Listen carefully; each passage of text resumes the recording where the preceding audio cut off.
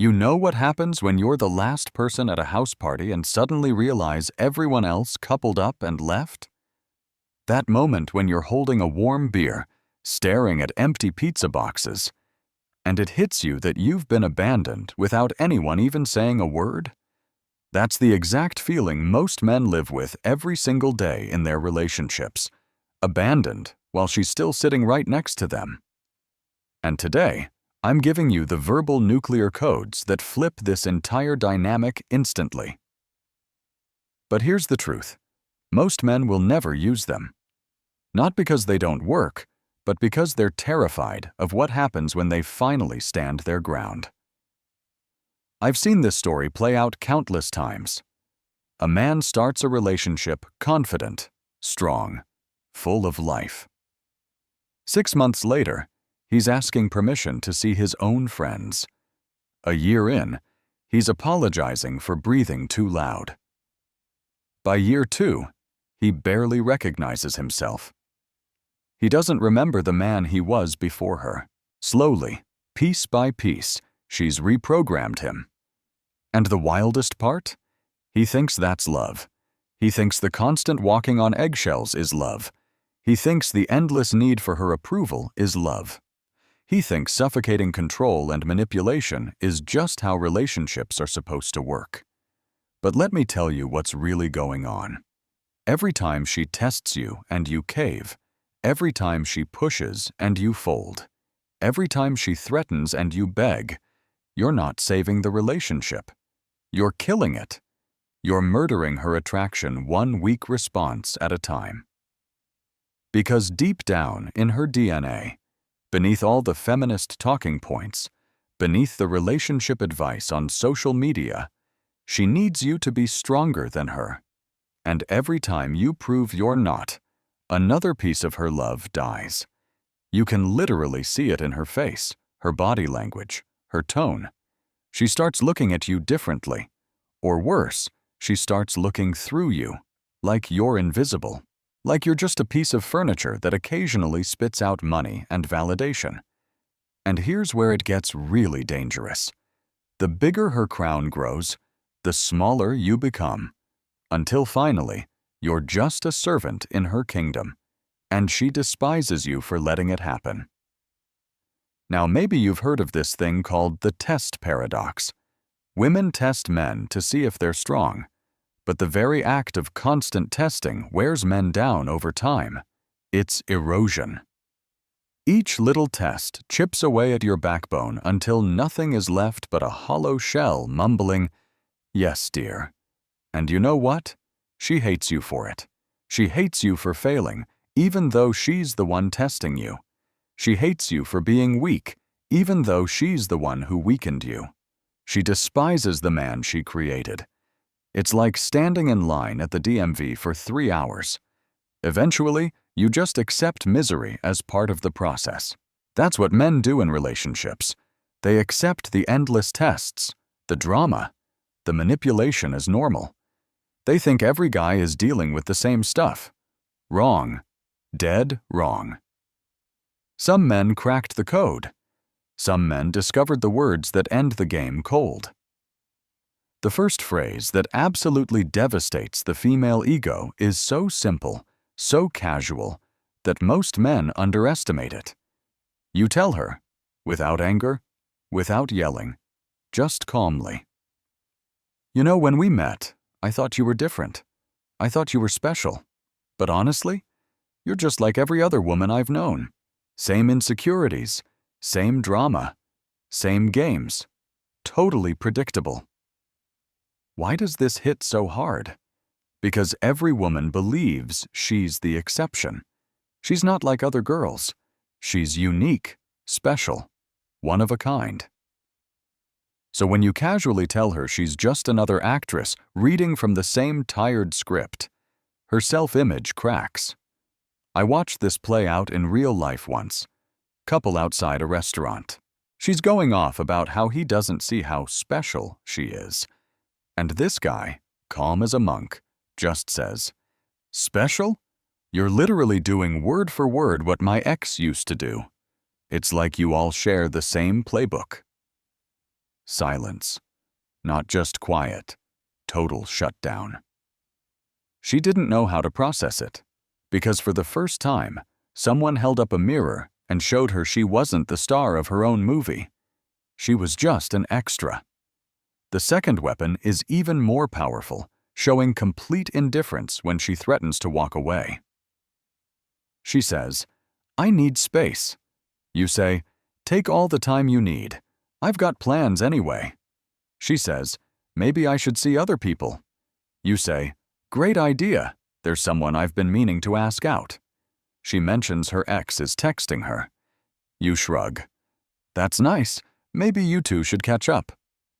See, every threat she makes assumes you're terrified of losing her. The moment you show not just acceptance, but preference for her leaving, her entire world collapses. It's like she's been playing poker, bluffing with a royal flush, and you just revealed you weren't even playing the game. I know a guy who tried this. His girlfriend hit him with the classic manipulation, "I think we should see other people." What she really wanted was for him to beg, to prove his love, to chase. Instead, he smiled and said, "That's brilliant. Thanks for making it easy. There's someone I've been meaning to ask out." The look on her face? Priceless. She backpedaled instantly. "Wait, no, I didn't mean it like that." Suddenly she's scrambling, trying to explain, because for the first time, the game didn't work. Now this next one is nuclear. Handle with care. Every woman believes her sexuality is her superpower.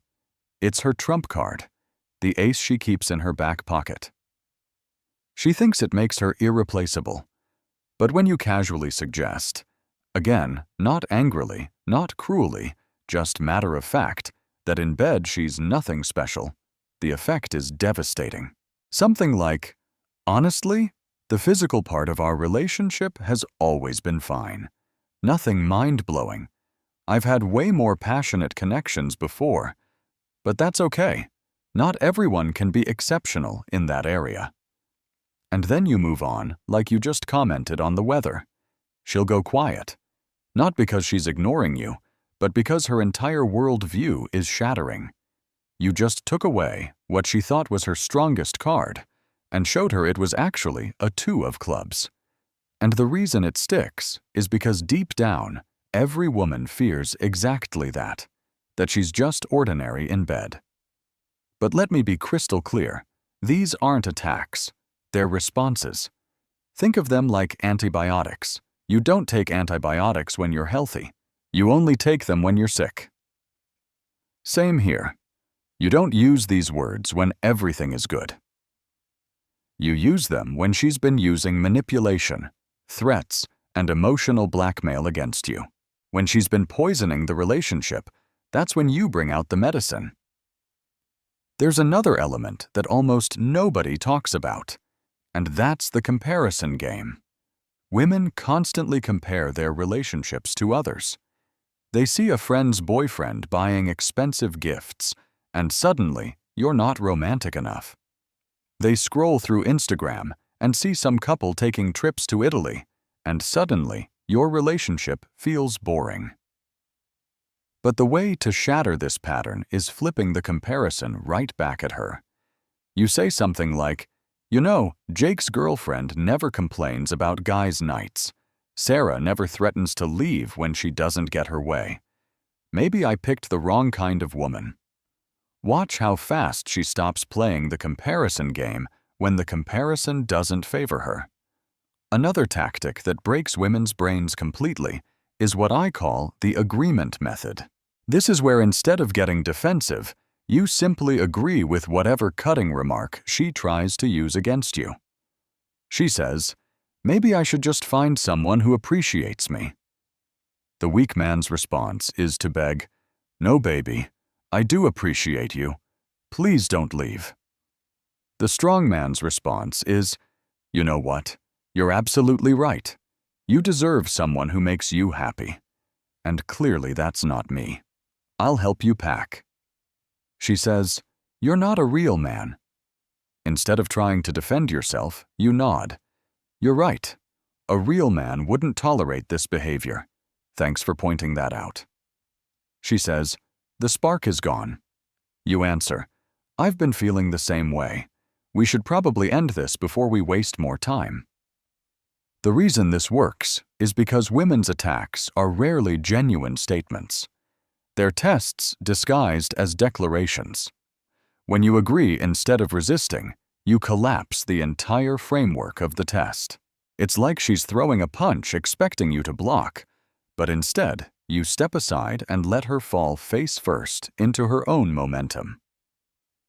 You probably saw that viral video of the woman berating her man in public, calling him pathetic, weak, not the guy she thought he was.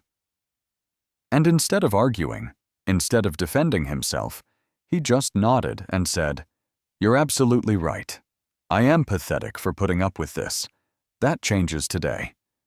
Then he calmly walked away, leaving her standing there in the middle of the mall.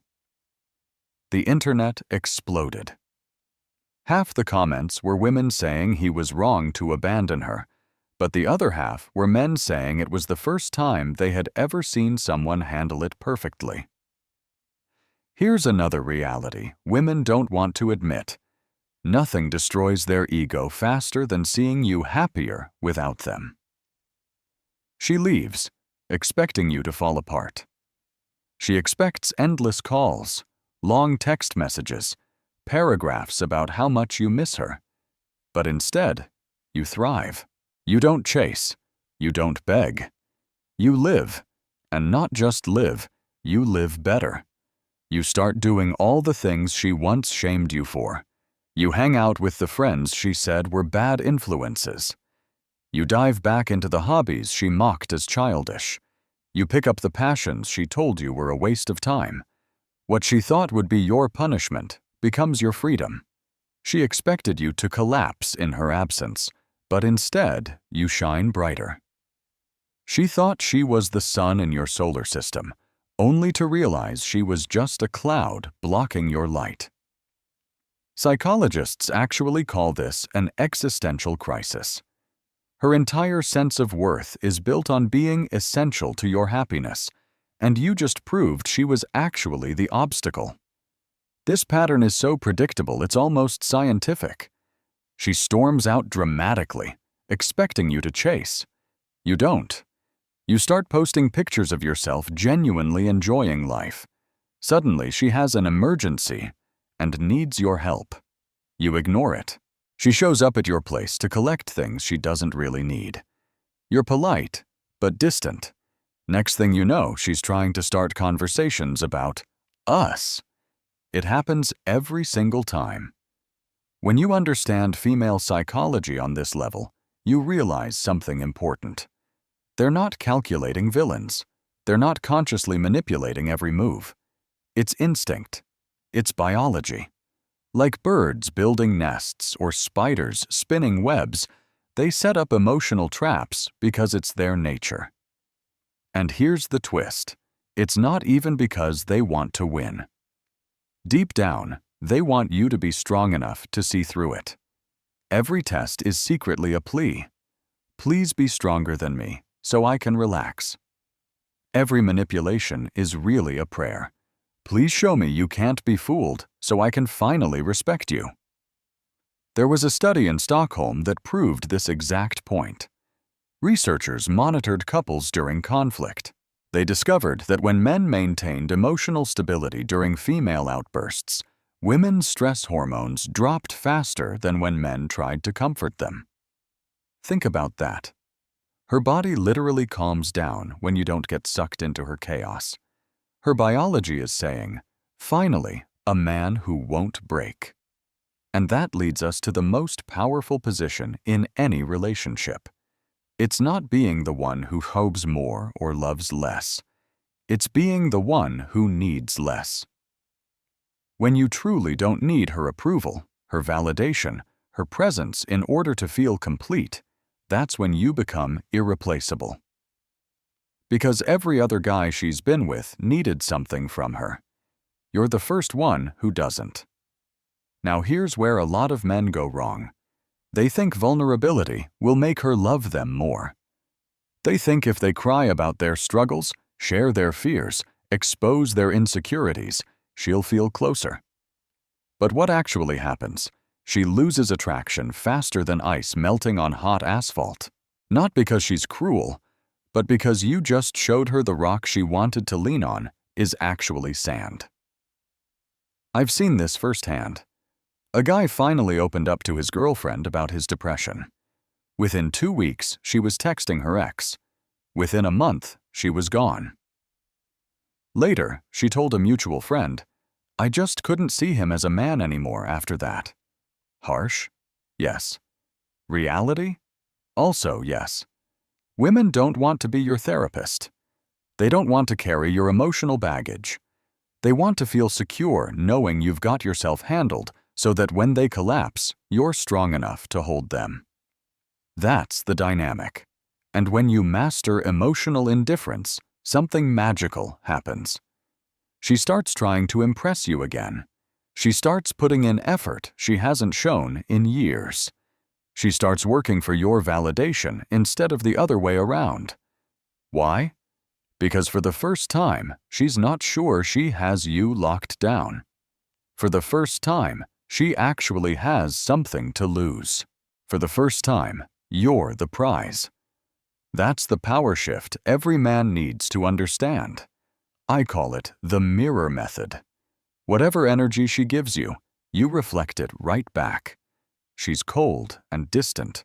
You're colder and more distant. She's disrespectful. You're dismissive. She threatens to leave. You've already left emotionally. It's not about being petty or manipulative. It's about balance.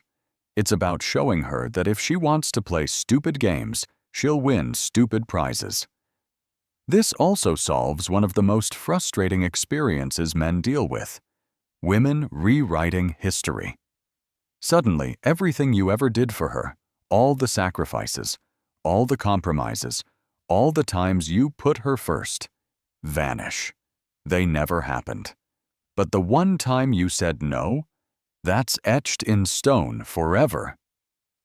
You can waste your time trying to defend your past actions, but it's pointless. She's not operating in reality. She's operating in feelings. And in her feelings, she's always the victim, and you're always the villain. The real power move isn't defending yourself, it's not caring. Because at the end of the day, the strongest message you can send isn't that you'll be fine without her. It's that you're already happier without her. And when that's true, when you actually prefer your life without the drama, the games, the constant testing, that's when everything changes. That's when the crown doesn't just fall off. It disappears completely. Here's our part 3. Continuing in the same seamless, conversational YouTube long-form style, around 1,100 words, written as one flowing paragraph without line breaks. But here's the part no one ever tells you about these so-called weapons. They're not really weapons at all. They're just truth. When you tell her she's not special, you're not being cruel, you're being honest. She isn't. There are literally billions of women on this planet. When you show her you don't fear losing her, you're not pretending. Why would you fear losing something that makes your life worse? When you're genuinely happier without her, you're not playing a game. You're just acknowledging reality. The problem is most men have been brainwashed by romantic comedies, love songs, and endless cultural programmings that suffering equals love. They think if it doesn't hurt, it's not real. They think jealousy is passion, control is care, manipulation is investment. They've been convinced that a relationship should always be hard work, constant sacrifice, endless compromise. But the truth is, with the right person, it isn't like that at all.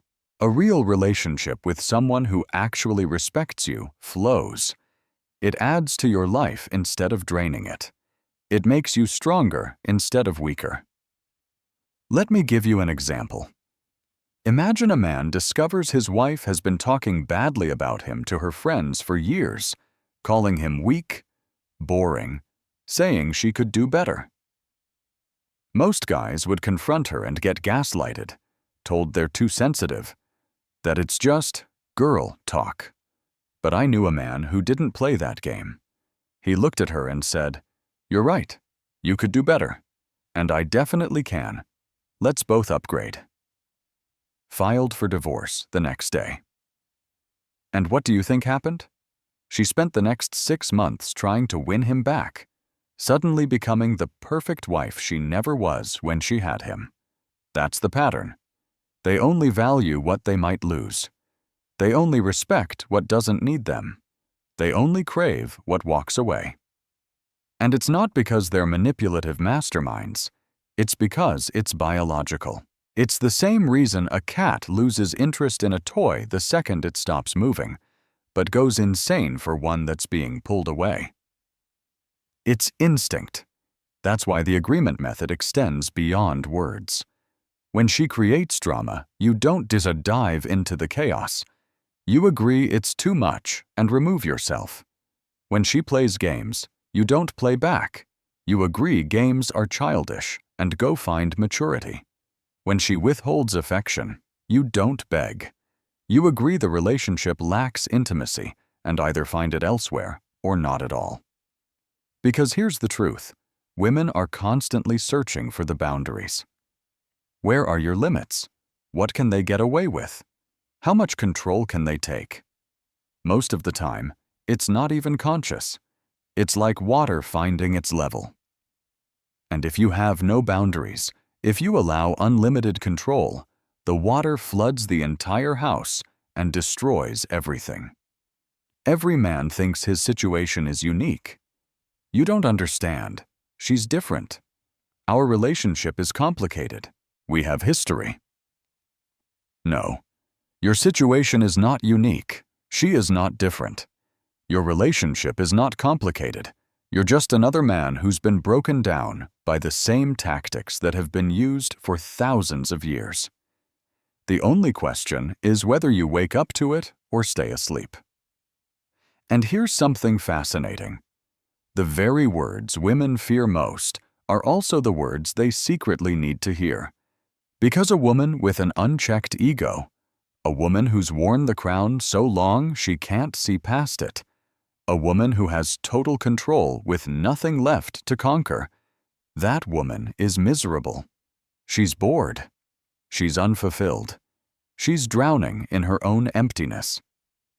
When you finally knock that crown off, when you refuse to play the games, when you stand tall and reclaim your backbone, you're not just saving yourself. You're saving her. From herself. From the monster that unlimited power creates. From the prison of being with a man she cannot respect. But here's the sad truth. Most men won't do it. They'll watch this video. They'll nod along. They'll even agree with every word I'm saying. And then they'll go right back to saying, "Yes, dear," right back to walking on eggshells, right back to dying a little more each day because it feels easier, because it feels familiar, because they're more afraid of conflict than they are of losing themselves. Do you know what happens when a man has been broken so badly, he doesn't even remember what self-respect feels like? He apologizes preemptively. He fails tests without realizing they're tests. He thinks manipulation is normal. He builds excuses like, "I don't want to hurt her feelings." Brother, she doesn't care about your feelings. "I don't want to lose her." You already have. "I don't want to be alone." You already are. You're just alone with another person in the room. The truth is, standing up for yourself, using these words, setting these boundaries, it's not about being mean. It's not about being cruel. It's about finally being real. It's about being honest. It's about injecting truth into a relationship that's been built on manipulation and lies. When you tell her she's ordinary, you're telling the truth. She is. When you show her you don't fear losing her, you're telling the truth. Why fear losing pain? When you show that life is better without her, you're telling the truth. It is, because life without manipulation, drama, and constant conflict is always better. And once you see that clearly, you'll realize something powerful. These so-called weapons aren't for destroying. They're for building. They're tools for reconstructing a broken relationship on a foundation of respect, or for building a new life without someone who doesn't deserve you. The choice is always yours. You can keep living in fear, shrinking yourself to fit under her ever-growing crown. Or you can speak the words she fears but needs to hear. You can show the indifference she dreads but secretly craves. You can finally become the man she tests you to be instead of the boy who fails every test. And I'll leave you with this thought. A woman's biggest fear isn't that you'll leave. It's that you'll stay but stop needing her. That you'll be there physically but gone emotionally. That you'll look at her one day and feel absolutely nothing. Not love, not anger, not hate, just nothing. Because that's the moment she knows her power is gone forever. That's when the crown doesn't just fall. It ceases to exist. And right now, that red button is sitting in front of you.